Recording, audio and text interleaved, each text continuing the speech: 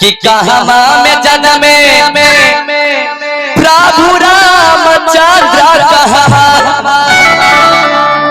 में कन्हैया जी जन्मे रे कि लाला कहमा में जन्मे हनुमान कि किनका घर बसोहर होला रे।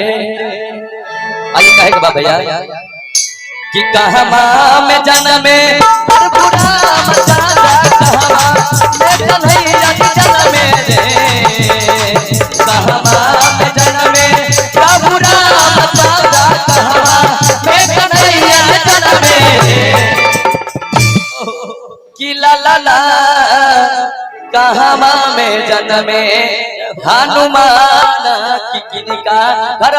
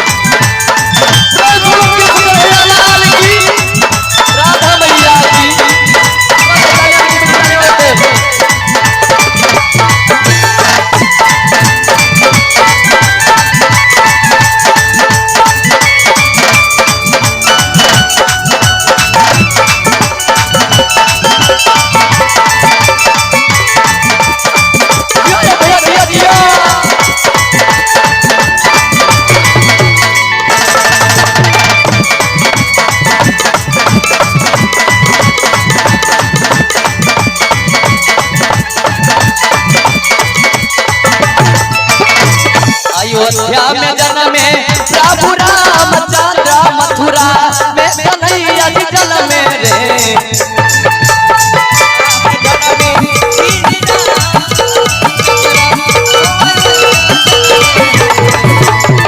अयोध्या में जन्मे प्रभु रामचंद्र मथुरा में कन्हैया जी जन्मे रे। तनी पर्दा करिए कि अयोध्या में जन्मे प्रभु रामचंद्र मथुरा में कन्हैया जी जन्मे रे। शत्रुघ्न साउंड सर्विस रानी शकरपुरा जिनके ऑर्गेनाइजर हैं पांडव पौदार जी, बहुत बहुत धन्यवाद आपका। उनकी तरफ से बहुत बहुत पुरस्कार है। और किसी भी शुभ अवसर पर आप पंडाल साउंड अगर आप चाहते हैं तो इनसे संपर्क करें। धन्यवाद। अयोध्या में जन्मे प्रभु रामचंद्र मथुरा में कन्हैया जी जन्मे रे।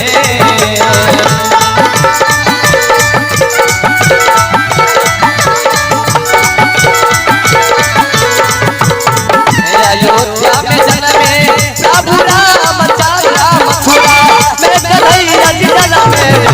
कि लाला कि लाला कि लाला जन्मे जन्मे हनुमान कि तीनों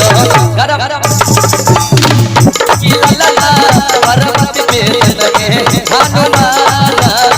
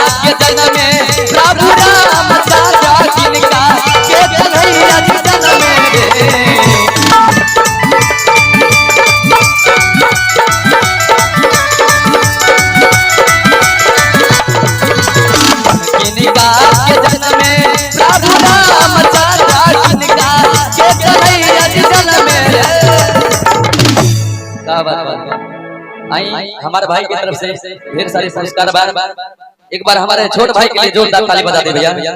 दान दाता के लिए ताली बजना चाहिए। कि किने कहा के जन्म में प्रभु राम चांदा किने का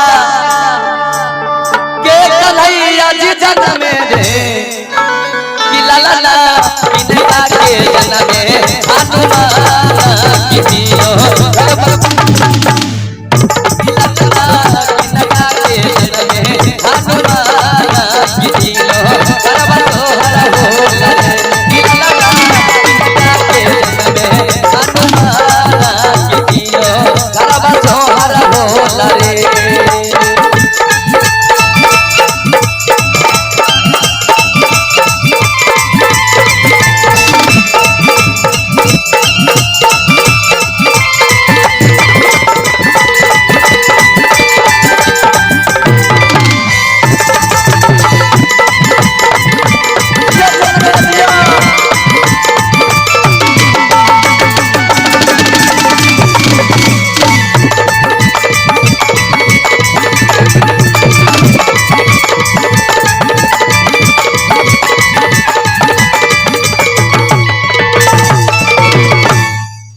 अच्छा भैया रउआ तो जाना हुआ जानत हो कि राम जी किनका के लड़का हो।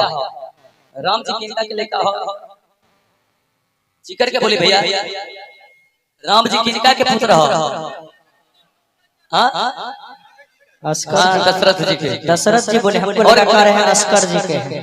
हां और कन्हैया जी वासुदेव जी। एक बार हमारे पत्रकार भैया के जोरदार ताली बजा दो।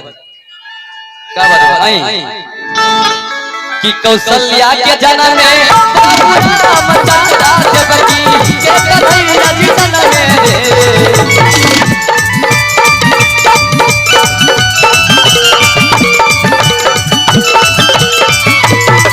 कौशल्या के जन्म में राम चांदा देवकी के कन्हैया